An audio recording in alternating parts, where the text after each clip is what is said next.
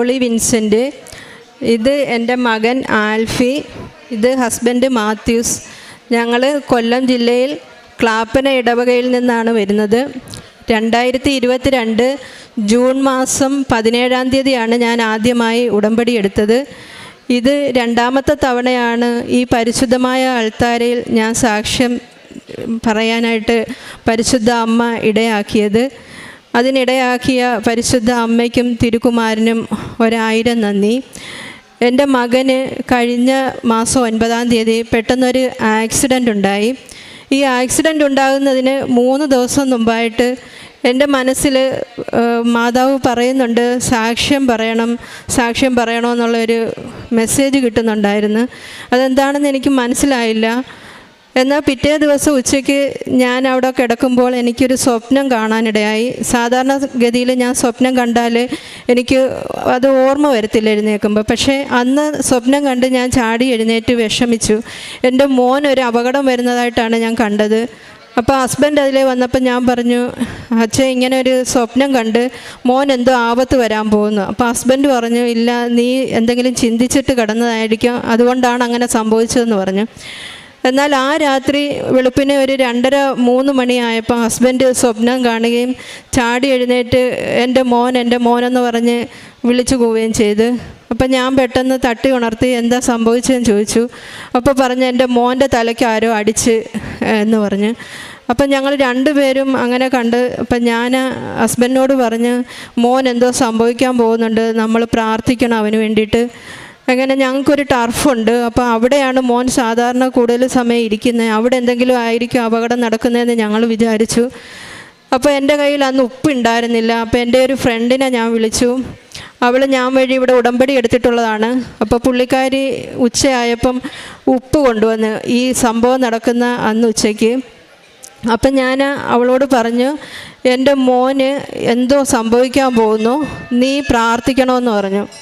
അപ്പോൾ അവൾ പറഞ്ഞു, നീ വിഷമിക്കണ്ട, ഞാൻ കണ്ണുനീരോടാണ് പറഞ്ഞത്. അപ്പം ഞാൻ പറഞ്ഞു, ഈ ഉപ്പ് കൊണ്ടുപോയി ടർഫിലിട്ട് പ്രാർത്ഥിക്കാൻ വേണ്ടിയിട്ടാണ്, മോനോട് ഇത് പറഞ്ഞിട്ടില്ല എന്ന് പറഞ്ഞു. അങ്ങനെ വൈകുന്നേരം കുർബാനയ്ക്ക് പോയി. ഹസ്ബൻഡ് ഞാനും കുർബാന കഴിഞ്ഞ് വന്നു. അപ്പോൾ തന്നെ ഹസ്ബൻഡ് പറഞ്ഞു, ഉപ്പ് എടുത്തുകൊണ്ട് വാ, നമുക്ക് നടന്നു പോയി അവിടെ പോയി പ്രാർത്ഥിക്കാമെന്ന് പറഞ്ഞു. അപ്പം മോൻ അന്നേരം പള്ളിയിലാണുള്ളത്. ഞാനും ഹസ്ബൻഡിനും കൂടെ പോയി ടർഫിൽ പോയി ഉപ്പിട്ട് വിശ്വാസ പ്രമാണം ചൊല്ലി 4 വഴിയും പ്രാർത്ഥിച്ച് തിരിച്ച് വീട്ടിൽ വന്ന് ഹസ്ബൻഡ് വീണ്ടും പള്ളിയിലോട്ട് പോയി. ഞാൻ വീട്ടിലാണുള്ളത്. അപ്പം മോൻ ഒരു 8:15 ആയപ്പോൾ പള്ളിയിൽ നിന്ന് ഓച്ചിറ വരെ ഒരാവശ്യത്തിന് വേണ്ടി പോയി. തിരിച്ചു വരുമ്പോഴാണ് ഒരു കാറ് മുമ്പേ പോകുന്നു. അത് പെട്ടെന്ന് ബ്രേക്ക് പിടിച്ച് ഇടത്തോട്ട് തിരിച്ച് പുറകിന് വന്ന മോന് സഡൻ ബ്രേക്ക് ഇടുകയും, ബുള്ളറ്റിലായിരുന്നു, ഹെൽമെറ്റില്ല, വണ്ടി മറിഞ്ഞ് മോൻ ഭയങ്കരമായിട്ട് ബ്രേക്ക് പിടിച്ചതിൻ്റെ സൗണ്ടിലാണ് കാറുകാർ ശ്രദ്ധിക്കുന്നത്. മോൻ മറിഞ്ഞ് വീഴുകയും ചെയ്തു. കാറുകാരെന്തായാലും വണ്ടി നിർത്തി മോനെ എടുത്ത് ഹോസ്പിറ്റലിൽ കൊണ്ടുപോയി. ഇല്ലെങ്കിൽ കാറ് വിട്ടു പോയിരുന്നെങ്കിൽ സത്യത്തിൽ മോൻ അവിടെ കിടന്നു പോവുകയുള്ളൂ. ആ ഒരു ടൈമിലും പിന്നെ ആൾക്കാരും വിചാരിക്കും എന്തെങ്കിലും ഈ ഒരു പ്രായമൊക്കെ ആണെങ്കിൽ മറ്റെന്തെങ്കിലുമായിട്ട് കിടക്കുമായിരിക്കുമെന്ന് വിചാരിച്ചേനെ. പക്ഷേ കാറുകാർ ആ സമയത്ത് തന്നെ വണ്ടി നിർത്താനും മോനോട് കുഴപ്പമില്ലെന്ന് മോൻ പറഞ്ഞെങ്കിലും പെട്ടെന്ന് ബോധം കെട്ട് വീണു. അങ്ങനെ മോനെ അവർ ആ കാറിൽ തന്നെ തൊട്ടടുത്തുള്ള ഒരു ഹോസ്പിറ്റലിൽ കൊണ്ടുപോയി, ഓച്ചിറയിൽ. അപ്പോൾ അവിടെ ചെന്നപ്പോൾ മോൻ ഓർമ്മ വന്ന് അവൻ്റെ ഡാഡിയുടെ നമ്പർ പറഞ്ഞു കൊടുത്തു. അവരതിൽ വിളിച്ചു. പള്ളിയിലായിരുന്നത് കാരണം ഹസ്ബൻഡിന് ഫോൺ എടുക്കാൻ പറ്റിയില്ല. അന്നേരം വീണ്ടും മോനെ എപ്പോഴും ഓർമ്മ വന്നപ്പോൾ എൻ്റെ നമ്പർ പറഞ്ഞു കൊടുത്തു. അങ്ങനെ മാതാവായിട്ടാണ് എന്നെ ഫോൺ വിളിക്കാനിടയാക്കിയതും. ഞാൻ പിന്നീട് ഹസ്ബൻഡിനെ തുടർന്ന് വിളിച്ച് ഹസ്ബൻഡ് എന്നോട് പറഞ്ഞ്, ഞാൻ അറിഞ്ഞു, ഞാൻ ഹോസ്പിറ്റലിലോട്ട് പോവുകയെന്ന് പറഞ്ഞു. ഞാൻ അപ്പം തന്നെ ഓടിച്ചെന്ന് എൻ്റെ ഈ കയ്യിലിരിക്കുന്ന ജപമാല കയ്യിലെടുത്ത് കതവ് പൂട്ടി ഹസ്ബൻഡിനോട് പറഞ്ഞ്, അങ്ങനെ ഒറ്റയ്ക്ക് പോകരുത്, ഇവിടെ വരണം, എന്നെയും കൊണ്ടുപോയേ പറ്റുമെന്ന് പറഞ്ഞു. അപ്പോൾ ഹസ്ബൻഡിന് മനസ്സിലായി എന്നെ കൊണ്ടുപോയില്ലെങ്കിൽ എനിക്ക് എന്തെങ്കിലും ബുദ്ധിമുട്ടുണ്ടാകുമെന്ന്. ഹസ്ബൻഡ് പകുതി വരെ തിരിച്ചു വന്ന് എന്നെയും വിളിച്ച് പോയി. അവിടെ ചെന്നപ്പം എൻ്റെ ഇത് കണ്ടപ്പോൾ ഡോക്ടർ പറഞ്ഞു, മോനൊന്നുമില്ല, അവൻ പേടിച്ചതാണ്, അവൻ്റെ കാലിനോ നട്ടെല്ലിനോ കൈകൾക്കോ ഒന്നും ഒരു പ്രശ്നമില്ല, ഞങ്ങൾ ബലമെല്ലാം പരിശോധിച്ച് നോക്കിയെന്ന് പറഞ്ഞു. അപ്പം ഞാൻ പെട്ടെന്ന് മോൻ്റെ അടുത്ത് ചെന്ന്, മോൻ കണ്ണ് തുറന്നിരിക്കുകയായിരുന്നു. എന്നെ കണ്ടതും എൻ്റെ തലയിൽ കൈ വെച്ചിട്ട് മോനൊന്ന് കണ്ണടച്ചു. അപ്പം ഡോക്ടർ പറഞ്ഞു, ഈ ഫ്ലൂയിഡ് തീരുമ്പോൾ നിങ്ങൾക്ക് മോനെ വീട്ടിൽ കൊണ്ടുപോകാമെന്ന് പറഞ്ഞു. അപ്പം ഞാൻ ഈ കണ്ണടയ്ക്കുമ്പം മോൻ്റെ കണ്ണിൻ്റെ മേളിൽ ഒരു നീല പാട് കണ്ട്. അപ്പം ഞാൻ ഹെൽത്തിനാണ് വർക്ക് ചെയ്യണത്, ഞാൻ ഹെൽത്ത് ഇൻസ്പെക്ടറാണ്. അപ്പം ഞാൻ പെട്ടെന്ന്, എനിക്ക് സത്യത്തിൽ എൻ്റെ നാവൊന്നും പൊങ്ങുന്നില്ല, ഞാൻ കൈ കൊണ്ട് ഡോക്ടറിനെ വിളിച്ചു. ഡോക്ടർ വന്ന് നോക്കിയിട്ട് ഞാൻ പറഞ്ഞു, മാഡം ഇതിപ്പം വന്ന ഒരു പാടാണ്, ഇത് ക്ലോട്ടാണെന്തോ, അപ്പം ഇത് എന്താണെന്ന് വെച്ചാൽ ചെയ്യണമെന്ന് പറഞ്ഞു. പെട്ടെന്ന് മാഡം ട്രിപ്പ് സ്റ്റോപ്പ് ചെയ്യുകയും CT എടുക്കുകയും ചെയ്തു. അപ്പോഴാണ് മോന് ഹെഡ് ഇഞ്ചറി ഉണ്ട്, ഇൻറ്റേർണൽ ബ്ലീഡിംഗ് ഉണ്ട്, സ്കള്ളിന് ബാക്കിൽ പൊട്ടലുണ്ട്, കണ്ണിൻ്റെ താഴെ ഒരു ചെറിയ എല്ലിന് പൊട്ടലുണ്ട്. ഞാൻ ഈ പാട് കാണുന്നില്ല എങ്കിൽ എൻ്റെ ഹസ്ബൻഡ് മാത്രം പോയിരുന്നെങ്കിലും മോനെ ഹസ്ബൻഡ് വണ്ടിയിലിട്ട് വീട്ടിൽ കൊണ്ടുവരും. അവർ വേദനയ്ക്കും സെഡേഷനുള്ള ഇഞ്ചക്ഷനും കൊടുത്തിട്ടുണ്ട് ഓൾറെഡി. ഒരു പക്ഷേ വീട്ടിൽ വന്നു കഴിഞ്ഞിരുന്നെങ്കിൽ എൻ്റെ മോൻ്റെ അവസ്ഥ ഇന്ന് ഈ നിൽക്കുന്ന അവസ്ഥ ആയിരുന്നില്ലായിരിക്കും. ഏതായാലും പെട്ടെന്ന് തന്നെ ന്യൂറോ ഉള്ള ഹോസ്പിറ്റലിൽ പോയി. അവിടെ ചെന്നപ്പോഴത്തേക്ക് വീണ്ടും സ്കാൻ ചെയ്തു. അപ്പം ഡോക്ടർ പറഞ്ഞു ബ്ലീഡിങ് ഉണ്ട്, 96 മണിക്കൂർ കഴിയാതെ ഒന്നും പറയാൻ പറ്റില്ല, അതുപോലുള്ള ഒരവസ്ഥയിലാണ്, ഇഞ്ചറി ഉണ്ടായിരിക്കുന്നത് അങ്ങനെയുള്ള ഒരു പാർട്ടിലാണെന്ന് പറഞ്ഞു. അങ്ങനെ ഞങ്ങൾക്ക് ആകെ ഉള്ളൊരു മകനാണിത്, വേറെ മക്കളില്ല. അപ്പം ഞങ്ങൾ രണ്ടുപേരും പരസ്പരം നോക്കി കരഞ്ഞു. കൂട്ടത്തിൽ ഹസ്ബൻഡിന് 2 ഫ്രണ്ട്സ് ഉണ്ടായിരുന്നു, അവർ ആംബുലൻസിൽ തന്നെ തിരിച്ചു പോവുകയും ചെയ്ത്. ഞങ്ങൾ പരസ്പരം നോക്കി കരയുവാണ്. പിന്നീട് രാവിലെ ആയപ്പോഴത്തേക്ക് മേജർ ഡോക്ടർ വന്നു, CT നോക്കി. അപ്പം ആ രാത്രിയും തന്നെ ഞാൻ മാതാവിനെ വിളിച്ച് ഈ ജപമാലയും കയ്യിൽ പിടിച്ചിരുന്ന് പ്രാർത്ഥിക്കുന്നുണ്ട്. രാത്രി തന്നെ ഞാൻ മാതാവിനോട് പറയുന്നു, മാതാവേ, എൻ്റെ കയ്യിൽ ഉടമ്പടി തൈലോ ഉപ്പും ഇല്ല, പെട്ടെന്ന് ഞാൻ പോരുന്നതാണ്, എൻ്റെ മകന് നീ സൗഖ്യം നൽകണം എന്ന് തന്നെ പറഞ്ഞുകൊണ്ടിരുന്ന് ഫോൺ എടുത്ത് ഞാൻ വഴിയായി ഉടമ്പടി എടുത്തിട്ടുള്ള എൻ്റെ ഫ്രണ്ട്സിനൊക്കെ ഒരു മെസ്സേജ് അയച്ച്, വിളിക്കാനുള്ള ഇതില്ല, മനുഷ്യരെ ബാക്കിയുള്ളവരെ ആരെയും വിളിച്ചിട്ട് കാര്യമില്ല, മോന് പ്രാർത്ഥനയാണ് ആവശ്യമെന്ന് എനിക്ക് മനസ്സിലായി. ഞാൻ അപ്പോൾ തന്നെ ഈ ഉടമ്പടി എടുത്ത എനിക്ക് അറിയാവുന്നവർക്കെല്ലാം ഒരു മെസ്സേജ് ടൈപ്പ് ചെയ്ത് ഫോർവേഡ് ചെയ്തു. അന്നേരം രാത്രി 2:30 മണിയായപ്പോൾ എൻ്റെ സഹോദരിയും ഉടമ്പടി എടുത്തിട്ടുള്ളതാണ്. അവളുടെ മകൻ്റെ കയ്യിൽ 2:30-3 മണിക്ക് മുമ്പായിട്ട് ഉടമ്പടി തൈലവും ഉപ്പും എൻ്റെ കയ്യിലെത്തി, ഞാൻ പറയാതെ തന്നെ. വെളുപ്പിനെ മോനെ കാണാൻ കയറ്റിയപ്പോൾ തന്നെ ഞാൻ മോൻ്റെ നെറ്റിയിൽ കുരിശ് വരച്ചു, വായിൽ ഉപ്പ് നൽകി. അവൻ്റെ അവസ്ഥ കണ്ട് ഞാൻ വിഷമിച്ച് നിന്നു. അപ്പോഴ് എൻ്റെ അടുത്ത് നിന്ന് സിസ്റ്റർ പറയുവാണ്, എൻ്റെ മോൻ്റെ കഴുത്തിലൊരു കൊന്തയുണ്ട്. അപ്പോൾ സിസ്റ്റർ പറയാണ്, ഈ കൊന്ത ഊരി മാറ്റണം, ICUവിൽ ഇങ്ങനെയുള്ള സാധനങ്ങളൊന്നും ഇടാൻ പറ്റില്ല. അപ്പം ഞാൻ വിഷമിച്ച് കരഞ്ഞു. എൻ്റെ കയ്യിലുള്ള കാശ് രൂപവും കൂടെ ആ കൊന്തയിൽ ഇട്ട് കൊടുക്കാൻ വേണ്ടിയാണ് ഞാൻ ആ ICUവിൽ ചെന്ന് നിൽക്കുന്നത്. അത് പറഞ്ഞിട്ട് ആ സിസ്റ്റർ പോയി. ഞാൻ വിഷമിച്ച് നിന്ന്, മാതാവേ, ഞാൻ ഈ കാശ് രൂപം വെക്കാനാണല്ലോ വന്നേ, അപ്പോൾ കൊന്തയും കൂടെ ഊരി മാറ്റാനാണോ പറയുന്നേ എന്ന് ഞാൻ വിചാരിച്ചു. അപ്പോഴ് എൻ്റെ അടുത്ത് വേറൊരു സിസ്റ്റർ വന്നിട്ട് ചോദിച്ചു, ആൻറ്റി എന്തിനാ വിഷമിക്കുന്നത്, മോന് കുഴപ്പമില്ലല്ലോ, മോൻ ഉറങ്ങുവാണ്, ആൻറ്റി വിഷമിക്കാതെ, ഞാൻ പ്രാർത്ഥിക്കാമെന്ന് പറഞ്ഞു. ഞാൻ പറഞ്ഞ്, മറ്റേ സിസ്റ്റർ പറഞ്ഞു, മോൻ്റെ കഴുത്തിൽ നിന്ന് കൊന്ത ഊരാൻ, എനിക്ക് ഈ കാശ് രൂപം കൂടെ മോൻ്റെ കഴുത്തിലിടാനാണ് ഞാൻ വന്നതെന്ന് പറഞ്ഞു. അപ്പോൾ ആ സിസ്റ്റർ പറഞ്ഞ്, മോൻ്റെ കഴുത്തിൽ ആ കൊന്ത കിടന്നോട്ടെ, അത് ഊരി മാറ്റണമെങ്കിൽ ഞാൻ മാറ്റിക്കോളാം, ആൻറ്റി ഒരു കാര്യം ചെയ്യ്, ആ കാശ് രൂപവും കൂടെ ആ മോൻ്റെ കഴുത്തിൽ ഇട്ട് കൊടുക്കാൻ പറഞ്ഞു. ഞാൻ അപ്പം തന്നെ വിചാരിച്ചു, പരിശുദ്ധ അമ്മ ഇവിടെയുണ്ട്, എൻ്റെ മോനൊന്നും വരുത്തത്തില്ല. ഞാൻ നോക്കുമ്പം ആ സിസ്റ്ററിൻ്റെ കഴുത്തിൽ കാശ് രൂപം കിടക്കുന്നു, മാതാവിൻ്റെ. അങ്ങനെ എനിക്ക് മനസ്സിലായി, മാതാവ് അവിടെ മോനൊരു ആപത്തും വരുത്താതെ അവിടെ മോൻ്റെ സമീപത്തുണ്ടെന്ന് എനിക്ക് മനസ്സിലായി. എങ്കിലും ഞങ്ങൾ പുറത്ത് വന്നിരുന്നു. 10 മണിയായപ്പം ഡോക്ടർ വന്ന് പറഞ്ഞ കാര്യങ്ങൾ കേട്ട് ഞങ്ങളാകെ തകർന്നു. മോന് ഫിറ്റ്സ് വരുമെന്നും വോമിറ്റിംഗ് ഉണ്ടാകും, അവൻ്റെ മെമ്മറി ചിലപ്പം നഷ്ടപ്പെടുമെന്നും വയലൻ്റ് ആകാനുള്ള ചാൻസ് ഉണ്ട്, ഇങ്ങനെയൊക്കെ സംഭവിച്ചാൽ ബ്ലീഡിങ് കൂടുകയും ഫർദർ പ്രൊസീജിയറിലേക്ക് പോകേണ്ടി വരും, പിന്നീട് എന്താണെന്ന് അറിയില്ല. ഇത് കേട്ടപ്പം ഞാൻ ഹെൽത്തിൽ വർക്ക് ചെയ്യുന്നതുകൊണ്ടും ഞാൻ ഫീൽഡിൽ ഒരുപാട് കേസുകൾ ഹെഡ് ഇഞ്ചറി ആയിട്ട് ഓരോരുത്തർ ഫേസ് ചെയ്യുന്നതൊക്കെ എനിക്കറിയാം. പിന്നെ എൻ്റെ ഇടവകയിൽ തന്നെ ഹെഡ് ഇഞ്ചറി ഉണ്ടായി വന്നിട്ടുള്ള ബുദ്ധിമുട്ടുകൾ എനിക്കറിയാം. ഇതെല്ലാം എൻ്റെ മനസ്സിൽ കൂടെ കടന്നുപോയി. ഞാൻ കരഞ്ഞ് നിലവിളിച്ച് അവിടെ വെറുതെ വെറുതെ നിലത്ത് കിടക്കുവാണ്. അങ്ങനെ ഒരു 2:30-3 മണിയായപ്പം ഞാൻ കിടക്കുന്ന ഭാഗത്തുനിന്ന് ഗ്ലാസ്സിൽ കൂടെ എനിക്ക് പുറത്തോട്ട് നോക്കുമ്പം ആകാശം മുഴുവൻ കടൽ അടിക്കുന്നത് പോലെ കടലാണ്. ഞാൻ അങ്ങനെ കണ്ടിട്ടില്ല. ആകാശം മുഴുവൻ കടലടിക്കുന്നു. ഞാനിങ്ങനെ നോക്കിയിട്ട് ഹസ്ബൻഡിനോട് പറഞ്ഞ്, എൻ്റെ അടുത്തിരിക്കുന്നുണ്ട് ഹസ്ബൻഡിന്, ആരൊക്കെയോ വരികയും പോവുകയൊക്കെ ചെയ്യുന്നുണ്ട്. ഞാൻ ഹസ്ബൻഡിനോട് പറഞ്ഞു, അച്ഛേ ഇത് നോക്ക്, മാതാവ് ഇവിടെ ഉണ്ട്, ആകാശം മുഴുവൻ കടലാണ്, എൻ്റെ മോന് കുഴപ്പമൊന്നും വരില്ല, ഇന്ന് തന്നെ നമുക്കൊരു നല്ല മെസ്സേജ് കിട്ടും എന്ന് ഞാൻ പറഞ്ഞ്.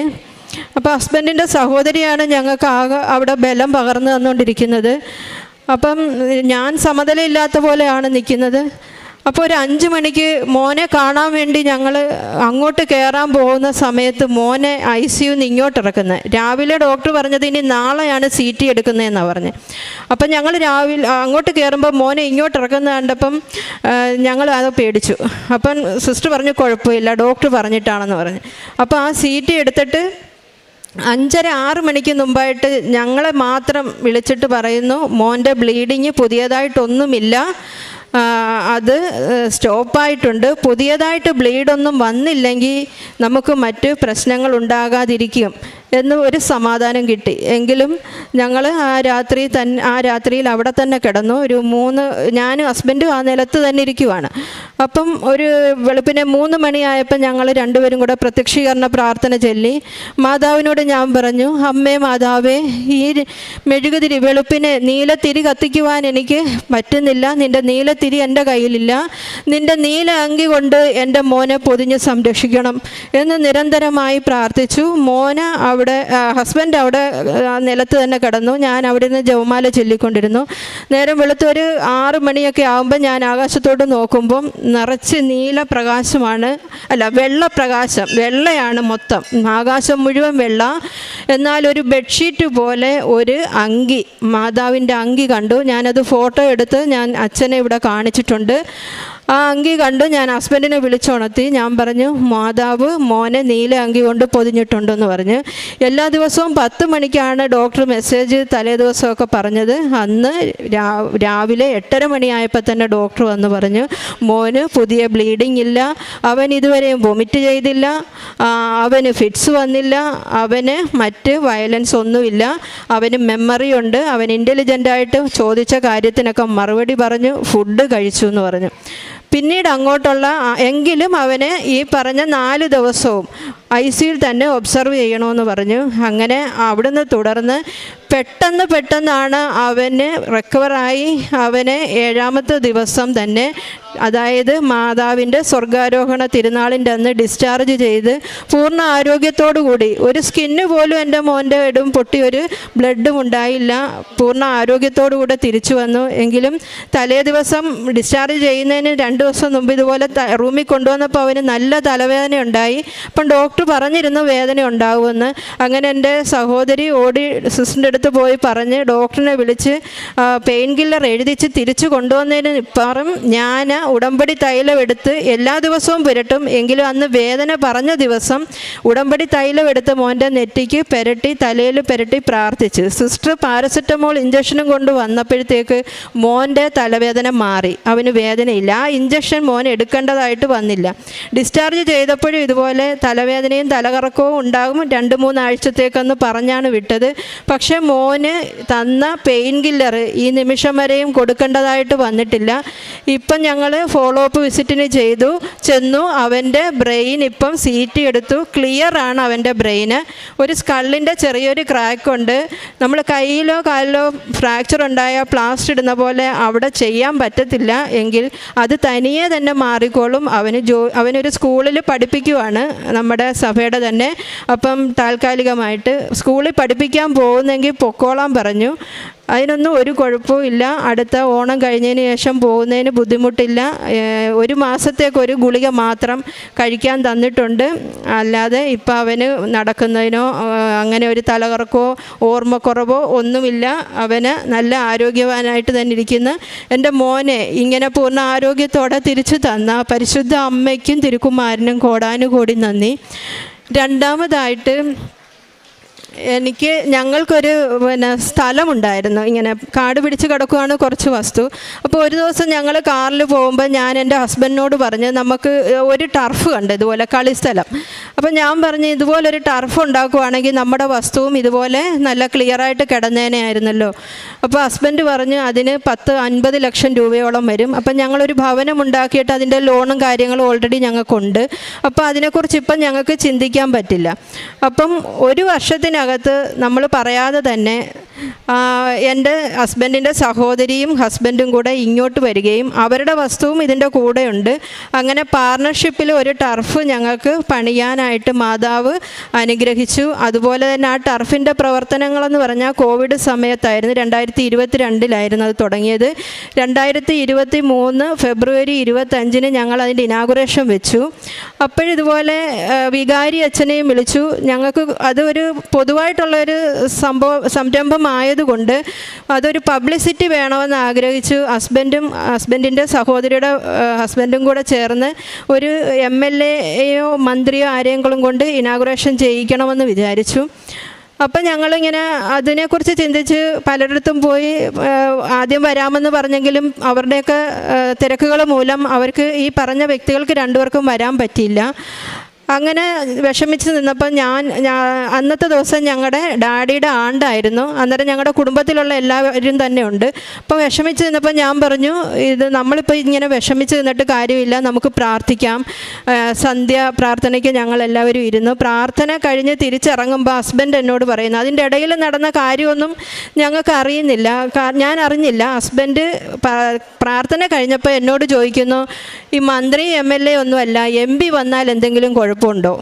അപ്പം ഞങ്ങളിങ്ങനെ എന്താ ഇങ്ങനെ പറയുന്നത്. അപ്പം ഈ പ്രാർത്ഥനയുടെ ഇടയിൽ ഡാഡിയുടെ ഈ ആണ്ടിൻ്റെ ചടങ്ങിന് വരാൻ പറ്റാഞ്ഞ ഞങ്ങളുടെ ഡാഡിയുടെ ഒരു സുഹൃത്ത് അവിടെ വരികയും പുള്ളിക്കാരനുമായിട്ട് സംസാരിച്ചപ്പോൾ ഹസ്ബൻഡ് ഇങ്ങനത്തെ ഒരു സംരംഭത്തിൻ്റെ കാര്യം പറഞ്ഞു. അങ്ങനെ ഇങ്ങനെ ഒരു പ്രതിസന്ധി ഉണ്ട്, ഒരാൾ വരാത്ത കാരണം ഇങ്ങനെ പ്രിൻ്റ് എടുക്കാതിരിക്കുക നോട്ടീസ്, അച്ഛനുണ്ട്, ആരെങ്കിലും ഒരാളെയും കൂടെ വേണം എന്നുള്ള രീതിയിൽ പറഞ്ഞപ്പം പുള്ളി ഒരു 10 മിനിറ്റ് കഴിഞ്ഞപ്പോൾ തിരിച്ചു വന്നിട്ട് പറഞ്ഞു, മോനെ ഇങ്ങനെ MP കായംകുളത്ത് വരുന്നുണ്ട്, ആരിഫ്. അപ്പം അവർ കായംകുളത്ത് വന്നതിന് ശേഷം കരുനാഗപ്പള്ളി പോകുന്ന വഴിക്ക് ഇവിടെ വന്ന് ഇനാഗുറേഷൻ ചെയ്യാമെന്ന് ഏറ്റിട്ടുണ്ട്. ഒരു 10 മിനിറ്റ് കൊണ്ട് തന്നെ മാതാവ് ആ പ്രാർത്ഥനയുടെ വേളയിൽ അറേഞ്ച് ചെയ്ത് തന്നതാണ്.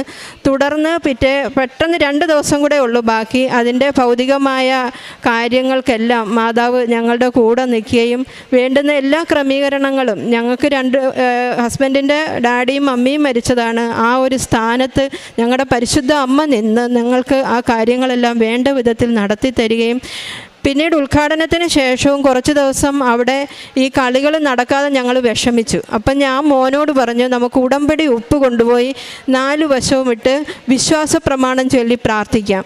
അങ്ങനെ ഞാനും മോനും കൂടെ ഉടമ്പടി ഉപ്പും കൊണ്ടുപോയി ഒരു വശത്തുനിന്ന് മോനും ഇപ്പുറത്തെ വശത്തൂടെ ഞാനും ഉടമ്പടി ഉപ്പിട്ട് വിശ്വാസ പ്രമാണം ചൊല്ലി പ്രാർത്ഥിച്ചു. തിരിച്ചു വന്ന് പിറ്റേ ദിവസം മുതൽ ഇന്നീ നിമിഷം വരെയും വലിയ മഴയും വെള്ളപ്പൊക്കവും ഇല്ലാത്ത ദിവസങ്ങളിലെല്ലാം ഞങ്ങളുടെ ടർഫിൽ കളികൾ നടക്കുന്നുണ്ട്. പിന്നെ അടുത്ത സാക്ഷ്യമെന്ന് പറഞ്ഞാൽ എനിക്ക് 2023 ഒക്ടോബറിൽ ജപമാല റാലിയിൽ പങ്കെടുക്കണമെന്നുണ്ട്. അപ്പോൾ 22 ഒക്ടോബർ മാസത്തിൽ ഞാൻ കുറച്ച് ദൂരമാണ് നടന്നത്. അത് എൻ്റെ കാലിന് ഒരു 5 വർഷം മുമ്പ് ഒരു ആക്സിഡൻ്റ് ഉണ്ടാകുകയും ലിഗമെൻ്റ് ഇഞ്ചറി ഉണ്ടാകുകയും ചെയ്ത്. അപ്പം എനിക്ക് 2 കിലോമീറ്റർ കൂടുതൽ എനിക്ക് നടക്കാൻ സാധിക്കത്തില്ല. അപ്പം ഇതുപോലെ ഞാൻ പറഞ്ഞു, അമ്മേ എനിക്ക് ഫുള്ള് നടക്കണം, 22 കിലോമീറ്റർ ഉണ്ടെന്നാണ് അച്ഛൻ ഇങ്ങനെ പറയുന്നത്. അപ്പം എൻ്റെ ഫ്രണ്ട്സും 2 പേരും ഞാൻ വഴിയായിട്ട് ഉടമ്പടി എടുത്തവർ നടക്കാനുണ്ട്. അപ്പോൾ അവരുടെ കൂട്ടത്തിൽ ഞാനും പോവുകയാണ്. എനിക്ക് നടക്കാൻ പറ്റിയില്ലെങ്കിൽ അവരുടെ നടപ്പും കൂടെ ഈ റാലിയിൽ പങ്കെടുക്കാൻ പറ്റാതെ ആവും. നീ എൻ്റെ കൂടെ വരുമോ എന്ന് ഞാൻ ചോദിച്ച് പ്രാർത്ഥിക്കുന്നുണ്ടായിരുന്നു. അപ്പോൾ ഈ റാലിയുടെ തലേ ദിവസവും എനിക്ക് വൈകിട്ടായപ്പോൾ ടെൻഷനായി, എനിക്ക് നടക്കാൻ പറ്റുമോ? എല്ലാ ദിവസവും ജോലിക്ക് പോയിട്ട് വരുമ്പോൾ ഹസ്ബൻഡ് മുറിവെണ്ണ ഇട്ട് തടകി തന്നിട്ടാണ് ഞാൻ പിന്നെ കാല് നിലത്ത് കുത്തുന്നത്. ആ ഒരു കണ്ടീഷനായിരുന്നു. അന്നേരം ഇതുപോലെ തലേ ദിവസം സന്ധ്യയായപ്പോഴും ടെൻഷൻ, വെളുപ്പിനെ ഇറങ്ങാനുള്ളതാണ്. ഞാൻ നോക്കുമ്പോൾ പ്രാർത്ഥിക്കുന്ന മെഴുകുതിരി കത്തിക്കുന്ന സ്റ്റാൻഡിൻ്റെ തൊട്ടടുത്തായിട്ട് മാതാവിൻ്റെ പച്ചത്തിരിയിലുള്ള മെഴുകു കൊണ്ടുള്ള ഒരു സ്റ്റാച്ചു നിൽക്കുന്നു. ഞാൻ അമ്മേ മാതാവേ എന്ന് വിളിച്ച് ഹസ്ബൻഡിനെ ഓടിപ്പോയി വിളിച്ചുകൊണ്ട് വന്ന് കാണിച്ചു. ഹസ്ബൻഡും പറഞ്ഞ് മാതാവാണ്. ഞാൻ ഫോട്ടോ എടുത്ത് അത് സൂക്ഷിച്ച് ഇവിടെ അച്ഛനെ കാണിച്ചിട്ടുണ്ട്. അതിന് മുമ്പ് ഒരു ദിവസം മാതാവിൻ്റെ ഒരു വേളാങ്കണ്ണി മാതാവിൻ്റെ രൂപം എനിക്ക് കിട്ടി മെഴുകിൽ നിന്ന്. അതും ഫോട്ടോ എടുത്ത് സാക്ഷ്യപ്പെടുത്തി. അപ്പം ഞാൻ മനസ്സ് വിചാരിച്ചു അമ്മ എൻ്റെ കൂടെയുണ്ട്. അങ്ങനെ ഞാൻ ധൈര്യത്തെ ഇറങ്ങി. ഹസ്ബൻഡിനോടും പറഞ്ഞില്ല ഫുള്ള് നടക്കുമെന്ന്. അങ്ങനെ മോനാണ് ഞങ്ങളെ ഇവിടെ കൊണ്ടുവന്നത്. ഞങ്ങളിവിടുന്ന് നടന്ന് ഇനി ഒരു 9 കിലോമീറ്ററും കൂടെ ബാക്കിയുണ്ടെന്ന് ഏതോ ഒരച്ഛൻ പറയുന്നത് ഞാൻ കേട്ട്, ഒരപ്പച്ചൻ മുമ്പിൽ നടന്ന്. അപ്പം ഞാനിങ്ങനെ നടന്ന വഴിക്ക് പെട്ടെന്ന് എൻ്റെ കാലിന് ഒരു പാദത്തിൽ ഒരടി അങ്ങോട്ട് എടുത്ത് വെക്കാൻ പറ്റാത്ത വിധത്തിൽ അതിശക്തമായ വേദന എനിക്ക് വന്നു. ഒരു 5 മിനിറ്റ് ഞാൻ ആ നിപ്പി നിന്ന്. എൻ്റെ കൂടെ വന്നവരോടും ഞാൻ പറഞ്ഞില്ല എനിക്ക് വേദനയുണ്ടെന്ന്, കാരണം അവരുടെ മനസ്സ് വിഷമിക്കും നടക്കാൻ പറ്റിയില്ലെങ്കിലോ എന്ന്. ഞാനങ്ങനെ ഒരു 2 മിനിറ്റ് ഇവിടെ നിൽക്കാമെന്ന് പറഞ്ഞ് ഒരു 5 മിനിറ്റിനകത്ത് ആ ശക്തമായ വേദന മാറുകയും പിന്നെ ഈ നിമിഷം വരെയും ആ ലിഗമെൻ്റ് വലിഞ്ഞ സ്ഥലത്ത് എനിക്ക് വേദനയോ പ്രശ്നമോ ഇല്ല. ഞാൻ എത്ര നടന്നാലും എനിക്ക് ആ പാദത്തിൽ ഇപ്പം നീരങ്ങനെ വെക്കാറില്ല. അങ്ങനെ പരിശുദ്ധ അമ്മ എൻ്റെ ആ കാലിൻ്റെ വേദന എടുത്തു മാറ്റി. ഈ വർഷവും നടക്കണമെന്ന് തന്നെയാണ് എൻ്റെ ആഗ്രഹം. നടന്ന് ചെന്ന് കഴിഞ്ഞപ്പം ഹസ്ബൻഡ് ചോദിച്ചു നീ എത്ര കിലോമീറ്റർ നടന്ന്? ഞാൻ ഇങ്ങനെ കാണിച്ച് 2 അപ്പം 22 പറഞ്ഞതാണ്. പക്ഷേ ഹസ്ബൻഡ് ചോദിച്ചു 2 കിലോമീറ്റർ നടന്നോ? എങ്കിൽ ഇന്ന് കാലുവേദനയാണ്. പക്ഷേ പിന്നെ 2 ദിവസം കഴിഞ്ഞപ്പോൾ ഞാൻ ഹസ്ബൻഡിനോട് പറഞ്ഞു ഞാൻ 22 കിലോമീറ്ററും നടന്നു, മാതാവ് എന്നെ നടത്തി അവിടെ എത്തിച്ചു എന്ന് പറഞ്ഞു. പിന്നീട് ഒരു സാക്ഷ്യവും കൂടെ ഉള്ളതെന്ന് പറഞ്ഞാൽ എൻ്റെ ഒരു കസിൻ ഗൾഫിൽ നിന്ന് ഇൻറ്റേർണൽ ഓർഗൻസിന് മുഴുവൻ ഇൻഫെക്ഷൻ അടിച്ച് ഒരു സ്പെഷ്യൽ ഫ്ലൈറ്റിൽ നാട്ടിലെത്തേണ്ട ഒരു സാഹചര്യമുണ്ടായി. അപ്പം ആ മകനെന്ന് പറഞ്ഞു കഴിഞ്ഞാൽ വീട്ടിൽ വന്നെങ്കിലും അങ്ങോട്ടോ ഇങ്ങോട്ടോ അനങ്ങാനോ വീൽ ചെയറിൽ തന്നെയാണ്, ബെഡിൽ തന്നെ കിടക്കുന്ന അവസ്ഥയാണ്. പുള്ളിക്കാരന് ഷർട്ടിൻ്റെ ബട്ടന് പോലും ഇടാൻ പറ്റില്ല. അപ്പം ആ മകൾ എൻ്റെ മോൻ്റെ കൂടെ ആ സ്കൂളിൽ പഠിപ്പിക്കുന്നതാണ്. അപ്പോൾ ഒരു ദിവസം മോൻ്റെ കൂടെ സ്കൂളിൽ വിടാൻ വേണ്ടി വന്നപ്പോൾ എന്നോട് കണ്ണുനീരോട് അവൾ കാര്യങ്ങളൊക്കെ പറഞ്ഞു. ഞാൻ മാതാവിൻ്റെ ഉപ്പെടുത്ത് കൊടുത്തു, വിശ്വാസ പ്രമാണം ചൊല്ലി. ആ മകളോട് പറഞ്ഞു, എൻ്റെ കസിനാണ് അവൻ. അപ്പം ഞാൻ പറഞ്ഞു അവന് ഒരു കുഴപ്പവും വരത്തില്ല, 7 ദിവസം കഴിയുന്നതിന് മുമ്പ് അവൻ സൗഖ്യപ്പെടും, മാതാവിന് നന്ദി പറയണമെന്ന് പറഞ്ഞു. അവർ പോയി കഴിഞ്ഞപ്പോൾ ഞാൻ ഓടിച്ചെന്ന് മാതാവിനോട് പറഞ്ഞു, അമ്മേ നിന്നെ മുന്നിൽ കണ്ടിട്ടാണ് ഞാൻ അവരോട് അങ്ങനെ പറഞ്ഞത്, നിൻ്റെ നാമം മഹത്വപ്പെടണം, അവർ സൗഖ്യപ്പെട്ടു എന്ന്, അവന് സുഖമായെന്ന് ആ മകൾ എൻ്റെ അടുത്ത് 7 ദിവസത്തിനകത്ത് വന്ന് പറയണമെന്ന് പറഞ്ഞു. അങ്ങനെ ഞാൻ ഓരോ ദിവസവും ആ മകന് വേണ്ടി പ്രാർത്ഥിച്ചു. ഞാൻ എല്ലാ ദിവസവും അമ്മയോട് പറയും ഇനി 4 ദിവസമേ ഉള്ളൂ, ഇനി 3 ദിവസമേ ഉള്ളൂ എന്ന് മാതാവിനോട് ഓർമ്മപ്പെടുത്തി പ്രാർത്ഥിച്ചു. അങ്ങനെ 5-ാമത്തെ ദിവസം അവൻ്റെ ഭാര്യ വന്ന് എന്നോട് പറയണമെന്നാണ് പറഞ്ഞത്. പക്ഷേ 5-ാമത്തെ ദിവസം ആ മകനാണ് അവൻ്റെ മോനെ എൻ്റെ മോൻ്റെ കൂടെ സ്കൂളിൽ വിടാൻ വേണ്ടി കൊണ്ടുവന്നത്. വണ്ടി ഓടിച്ച് എഴുന്നേക്കാനോ ഷർട്ടിൻ്റെ ബട്ടൺ ഇടാനോ പറ്റാതെ കിടന്ന മകനാണ്. അപ്പോൾ ആ മകൾ എല്ലാ ദിവസവും വിശ്വാസ പ്രമാണം ചൊല്ലി ഉപ്പ് വെറും വയറ്റിൽ അവന് കൊടുക്കുകയും പ്രാർത്ഥിക്കുകയും ചെയ്തതിൻ്റെ ഫലമായിട്ട് ഒരു വലിയ രോഗസൗഖ്യം ആ മകന് ലഭിച്ചു. പിന്നെ എൻ്റെ 1-2 ഫ്രണ്ട്സിന് മക്കളില്ലാതിരുന്ന ഒരു ആശാവർക്കറിൻ്റെ മകൾക്ക് 9 വർഷത്തിന് ശേഷം എൻ്റെ പ്രാർത്ഥനയും ഉടമ്പടി പത്രവും കാശുരൂപവും കൊടുത്തത് വഴി ആ മകൾക്ക് ആശാവർക്കറിൻ്റെ മകൾക്ക് ഒരു കുഞ്ഞിനെ ലഭിച്ചു. അതിന് ഇപ്പം 4 മാസം പ്രായമായി. അതുപോലെ തന്നെ വേറൊരു ആശാവർക്കറിൻ്റെ തൊണ്ടയ്ക്ക് മുഴ ഉണ്ടായിരുന്നു. ആ മുഴ FNSC എടുത്ത് പരിശോധിക്കാൻ വേണ്ടി പോയി. എന്നെ വിളിച്ച് പ്രാർത്ഥിച്ചു. ഞാൻ 2 ദിവസം ഉടമ്പടി തൈലവുമായി ആ മകളുടെ അടുത്ത് പോയി പ്രാർത്ഥിച്ചു, വിശ്വാസ പ്രമാണം ചൊല്ലി പ്രാർത്ഥിച്ച് ധൈര്യമായി പോകാൻ പറഞ്ഞു. FNSC എടുക്കാൻ ചെന്നപ്പം അവിടെ അങ്ങനൊരു മുഴയില്ല, സൂചി കടത്താനുള്ള ഒരു മുഴ അവിടെ ഇല്ല, അത് അപ്രത്യക്ഷമായി പോയി. ഡോക്ടർ ചോദിക്കുന്നു കഴിഞ്ഞ ദിവസം വിത്തിൻ 1 വീക്സിനുള്ളിലാണ് ഇത് സംഭവിക്കുന്നത്, കഴിഞ്ഞ ദിവസം സ്കാൻ ചെയ്തപ്പോൾ കണ്ട മുഴ എങ്ങോട്ട് പോയി ലതികെ എന്ന് ഡോക്ടർ ചോദിച്ചു. അവൾ പറഞ്ഞു മാതാവ് എടുത്തു മാറ്റിയതാണെന്ന്. ആ മകളും ഇവിടെ വന്ന് ഉടമ്പടി എടുത്തു. ഞാൻ വഴിയായി പ്രേക്ഷിത പ്രവർത്തനം എന്ന് പറഞ്ഞാൽ ഞാനൊരു ഹെൽത്ത് ഇൻസ്പെക്ടറാണ്. എനിക്ക് ഫീൽഡ് വിസിറ്റ് ഉണ്ട്. ഞാൻ പോകുന്ന വഴിയെല്ലാം ഈ പത്രം എൻ്റെ ബാഗിൽ എപ്പോഴും കാണും. എല്ലാ മാസവും ഞാൻ 3 കെട്ട് പത്രം വീതം കൊണ്ടുപോകും, ഇവിടുന്ന് വാങ്ങിക്കും. ഈ മാസം മാത്രമേ എനിക്ക്, കഴിഞ്ഞ മാസം ഓഗസ്റ്റിൽ മോൻ്റെ ഈ ഒരു സംഭവത്തിൽ എനിക്ക് വരാൻ പറ്റിയില്ല. എങ്കിലും കഴിഞ്ഞ ഞായറാഴ്ച പള്ളിയിൽ പോയപ്പം അവിടെ നേരത്തെയും ഇങ്ങനെ വാങ്ങുന്നവർ പത്രം വെച്ചിരിക്കും, ഞാനത് എടുത്ത് കൊണ്ടു നടന്ന് കൊടുക്കാറുണ്ട്. അപ്പോൾ എനിക്ക് 3 കെട്ട് പത്രം പള്ളിയിൽ തന്നെ ഇരിക്കുന്നു. അത് ഞാൻ എടുത്ത് അത് കൊണ്ടുപോയി കഴിഞ്ഞ ദിവസം കോട്ടയത്തും ബുധനാഴ്ച കൊല്ലത്തുമായിട്ട് അതും കൊടുത്തു. പോകുന്ന വഴി എപ്പോഴും എൻ്റെ കയ്യിൽ പത്രം കാണും. അത് അർഹതപ്പെട്ടവരുടെ കയ്യിൽ പ്രാർത്ഥിച്ച് കൊണ്ടെത്തിക്കും മാതാവ് എന്നെ അവിടെ. രോഗി സന്ദർശനം എന്ന് പറഞ്ഞാൽ എൻ്റെ ഈ ഫീൽഡ് പ്രവർത്തനത്തിനിടയിൽ ഞാൻ പോകുന്ന വഴിയെല്ലാം മാതാവ് ഞാൻ എത്തിക്കേണ്ട രോഗികളുടെ അടുത്ത് തന്നെ എത്തിക്കുകയും അവർക്ക് വേണ്ടുന്നതായ പ്രയർ ആവശ്യമുള്ളവർക്ക് പ്രയർ, ഭക്ഷണം ആവശ്യമുള്ളവർക്ക് ഭക്ഷണം, സാമ്പത്തികം ആവശ്യമുള്ളവർക്ക് സാമ്പത്തികം ഒക്കെ എനിക്ക് കൊടുക്കാനായിട്ട് എത്തിക്കും. എന്നോട് അനേകം മക്കൾ പ്രാർത്ഥനാ സഹായം അപേക്ഷിക്കും. അതെല്ലാം സമർപ്പിച്ച് ഞാൻ പ്രാർത്ഥിക്കും. ഒരുപാട് പേർക്ക് ഞാൻ വഴിയായിട്ട് മാതാവിൻ്റെ കൃപ കിട്ടിയതായിട്ട് അവരെന്നോട് പറയുകയും അവരുടെ ആഗ്രഹങ്ങൾ സാധിച്ചു കിട്ടിയതായിട്ട് വെളിപ്പെടുത്തുകയും ചെയ്തു. ഒട്ടുമിക്ക ആളുകളും ഇവിടെ വന്ന് ഈ ഉടമ്പടി എടുക്കുകയും പ്രാർത്ഥിക്കുകയും ചെയ്യും. തൊഴിലുറപ്പ് മേഖലകളിലൊക്കെ ഞങ്ങൾ വിസിറ്റിന് പോകുമ്പം അവിടെയും പത്രം കൊടുത്ത് അവിടുന്ന് വാഹനം അറേഞ്ച് ചെയ്ത് ഒരു കൂട്ടം ആളുകൾ പല തവണയായിട്ട് ഇവിടെ വന്ന് മാതാവിൻ്റെ മുമ്പിൽ വരികയും ഉടമ്പടി എടുക്കുകയും ചെയ്തു. ഞാൻ അവിടെ ചെല്ലുമ്പം അവരൊക്കെ ഓടി വന്ന് മാതാവിനെക്കുറിച്ച് 1000 നാവോട് എന്നോട് സംസാരിക്കും.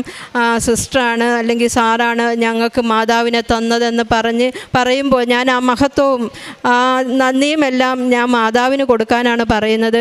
ഞാൻ ഉടമ്പടി നിയോഗങ്ങൾ വയ്ക്കുമ്പോൾ പോലും ഭൗതികമായ കാര്യങ്ങളെക്കാൾ കൂടുതൽ ആത്മീയമായ ഉണർവും പ്രാർത്ഥനാപരവും തരാനാണ് എഴുതുന്നത്. അതായത് ഞങ്ങൾക്ക് പള്ളിയിൽ എല്ലാ ദിവസവും പോകാൻ ഇപ്പം ചെറിയ സാങ്കേതിക തടസ്സങ്ങളില്ലാത്തപ്പോഴൊക്കെ ഞങ്ങൾ കുടുംബത്തോടു കൂടി എല്ലാ ദിവസവും പള്ളിയിൽ പോകാൻ സാധിക്കുന്നുണ്ട്. അതുപോലെ തന്നെ ഞങ്ങൾക്ക് ജീവിതാന്ത്യം വരെയും പരിശുദ്ധ അമ്മയും ഈശോയെ മഹത്വപ്പെടുത്തി പാപം ചെയ്യാതെ ഭൂമിയിൽ ജീവിക്കാനുള്ള വലിയ കൃപയ്ക്കാണ് ഞാൻ എപ്പോഴും ഉടമ്പടിയിൽ വയ്ക്കുന്നത്. അച്ഛൻ്റെ ഈ ടോക്കുകൾ, ആരാധന എല്ലാം എല്ലാ ആഴ്ചയിലും, ചിലപ്പോൾ എനിക്ക് ചൊവ്വാഴ്ച തന്നെ എനിക്ക് കേൾക്കാനോ അതിൽ പങ്കെടുക്കാനോ പറ്റത്തില്ലായിരിക്കും. ഞായറാഴ്ച ദിവസങ്ങളിൽ തന്നെ ആയിരിക്കും ഞാനത് കഴിഞ്ഞ ആഴ്ചത്തത് അടുത്ത ഞായറാഴ്ചയ്ക്ക് മുമ്പായിട്ടത് കണ്ട് പ്രാർത്ഥിച്ചിരിക്കും. അച്ഛൻ്റെ വലിയ നിർദ്ദേശങ്ങളും വലിയ വചന വിചിന്തനവും നമുക്കൊരുപാട് ആത്മീയ മാറ്റങ്ങൾ തരുന്നുണ്ട്. പ്രാർത്ഥനാപരവും കിട്ടുന്നുണ്ട്. മറ്റുള്ളവർക്ക് വേണ്ടി ഒരുപാട് പ്രാർത്ഥിക്കാനുള്ള കൃപ ലഭിച്ചതിന് പരിശുദ്ധ അമ്മയ്ക്കും തിരുക്കുമാരനും കോടാനുകോടി നന്ദി. എനിക്ക് അച്ഛൻ്റെ ഈ നിർദ്ദേശങ്ങളൊക്കെ കിട്ടുമ്പോൾ നമുക്ക് പഴയ കാലത്തെ പഴയ നിയമത്തിലെ മോശയോട് അച്ഛനെ സാമ്യം ചെയ്ത് എനിക്ക് പലപ്പോഴും തോന്നും. അച്ഛൻ ഒരു ദൈവപുരുഷനായിട്ടാണ് എനിക്ക് പലപ്പോഴും എനിക്ക് മനസ്സിലാക്കി കിട്ടുന്നത്. അച്ഛന് ദീർഘായുസ്സും ആരോഗ്യവും നൽകുവാൻ കൃപയുണ്ടാകണം. പരിശുദ്ധ അമ്മയ്ക്കും തിരുക്കുമാരനും കോടാനുകോടി നന്ദി പറയുന്നു. ഞങ്ങളുടെ ഈ ജീവിതം എന്നും മാതാവിനും തിരുക്കുമാരനും ജീവിതാന്ത്യം വരെ അല്ലെങ്കിൽ നമ്മുടെ നിത്യത വരെയും കൂടെ ഇരിക്കുവാനുള്ള കൃപ തരണമെന്ന് അപേക്ഷിച്ചുകൊണ്ട് ഇനി എല്ലാവരുടെയും പ്രാർത്ഥന അപേക്ഷിച്ചുകൊണ്ട് നിർത്തുന്നു.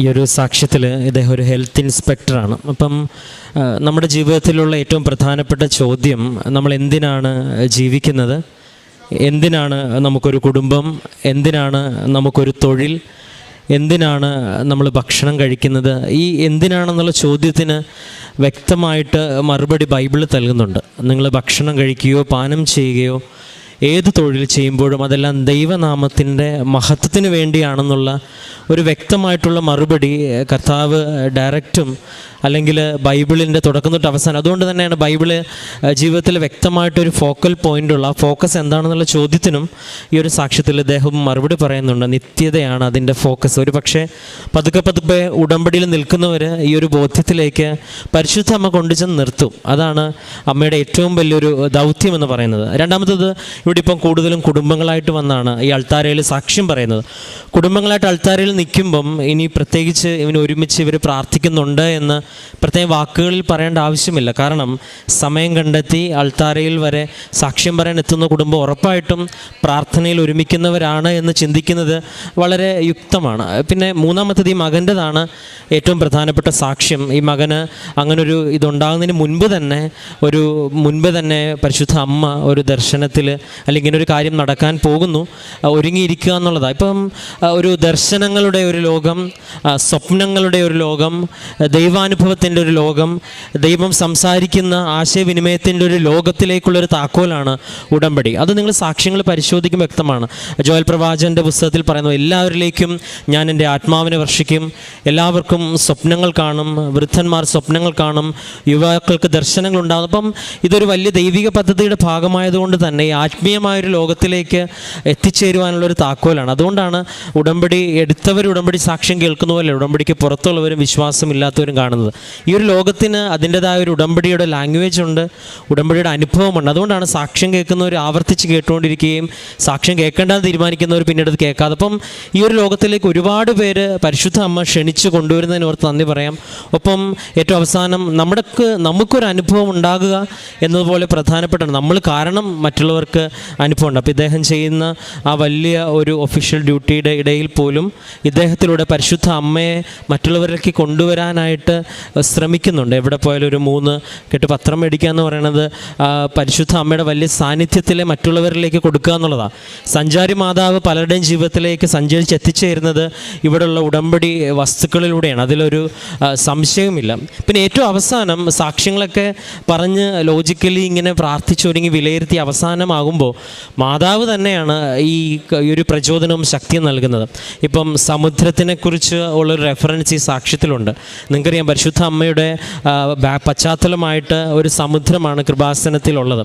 അത് മാത്രമല്ല, നിങ്ങൾ യൂട്യൂബിലും അല്ലെങ്കിൽ വിക്കിപീഡിയയിലൊക്കെ അടിച്ചു കൊടുക്കുമ്പോൾ അറിയാം, പരിശുദ്ധ അമ്മയെ സമുദ്രതാരകമെന്നാണ് പഴയ കാലം തൊട്ട് തന്നെ വിളിച്ചു പോകുന്നത്. അതിന് പല കാര്യങ്ങളുണ്ടെങ്കിലും സമുദ്രത്തിൻ്റെ യാത്ര ചെയ്യുന്നവർക്ക് ഒരു ഗൈഡ് ലൈനായിട്ട്, ഒരു ഗൈഡിങ് സ്റ്റാറായിട്ടാണ് പരിശുദ്ധ അമ്മയെ കാണുന്നത്. ഇപ്പോൾ ഉടമ്പടിയിലേക്ക് കടന്നു വരുമ്പോൾ ഉടമ്പടിയിൽ ലഭിച്ച സന്ദേശവും ഉടമ്പടിയുടെ മുൻപോട്ടുള്ള കാര്യങ്ങളും ബഹുമാനപ്പെട്ട ജോസഫ് അച്ഛൻ തീരദേശത്തുകൂടെയാണ് യഥാർത്ഥ ശുശ്രൂഷ ചെയ്ത് പരിശുദ്ധ അമ്മ ഇന്ന് ഈ ആലയത്തിൽ എല്ലാ ജനങ്ങൾക്കും വേണ്ടിയുള്ള ശുശ്രൂഷയ്ക്ക് വേണ്ടി തിരഞ്ഞെടുത്ത്. എല്ലാത്തിൻ്റെ പിന്നിലും വ്യക്തമായിട്ട് ഒരു ദൈവിക പദ്ധതി ഉണ്ടല്ലോ. അപ്പം അങ്ങനെ ഒരുപാട് പേര് കടൽ തിരമാലകളൊക്കെ അവരുടെ ഉടമ്പടിയിൽ, അപ്പം എല്ലാം ഇങ്ങനെ ഉടമ്പടിയായിട്ട് ബന്ധപ്പെട്ട ഒരു വ്യക്തിയെ കാണിക്കുന്നതിന് പിന്നിലും പരിശുദ്ധ അമ്മയ്ക്ക് വ്യക്തമായിട്ട് ലക്ഷ്യമുണ്ട്. ഈ ഒരു ലോകത്തേക്കുള്ള ക്ഷണമാണ് ഓരോ വ്യക്തിയുടേതും. പ്രാർത്ഥനയോടെ, കൃപയോടെ, സ്നേഹത്തോടെ കടന്നു വരുന്നവരൊക്കെയും വലിയ ദൈവാനുഭവങ്ങളുമായിട്ടാണ് ഇവിടെ നിന്ന് തിരികെ പോകുന്നത്. അതാണ് ഏറ്റവും വലിയ അത്ഭുതം. അതിലേക്ക് നടന്നു നീങ്ങുവാനായിട്ട് ഒരു പക്ഷേ നമ്മൾ സമർപ്പിക്കുന്ന നിയോഗങ്ങളും നമ്മുടെ ജീവിതത്തിൻ്റെ പ്രാർത്ഥനകളും ഒരു കാരണമാകാം. ഈ ഒരു സാക്ഷ്യം നമ്മളെല്ലാവരെയും സഹായിക്കണമെന്ന് പ്രാർത്ഥിക്കുന്നു. നമുക്ക്